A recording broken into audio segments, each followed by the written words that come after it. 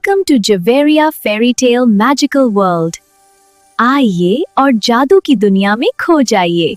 मन हिजाब एक खूबसूरत शहजादी थी जिसके शहर में लोग सोते तो थे लेकिन सुबह उठकर अपने ख्वाब बिल्कुल भूल जाते थे। ये सिर्फ नींद का मसला नहीं है, लोगों के चेहरों से उम्मीद ही गायब हो रही है, जैसे उनकी जिंदगी से सारे हर रात ये अंधेरा इसी पुराने मीनर से उठता है। जरूर यहाँ कोई जदो है जो सबके ख्वाब चुरा रहा है।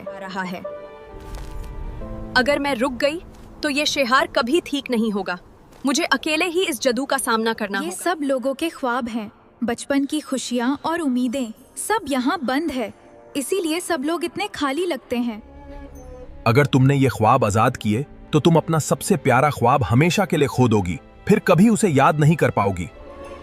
अगर मेरी एक खुशी से पूरी दुनिया खुश हो सकती है तो ये सौदा मुझे मंजूर है। उस दिन शहर के लोग अपने ख्वाब वापस पा गए, लेकिन ईमान हिजाब अपना सबसे खूबसूरत ख्वाब हमेशा के लिए भूल गई। Welcome. If you'd like a video of your name, write it in the comments and tell us your city.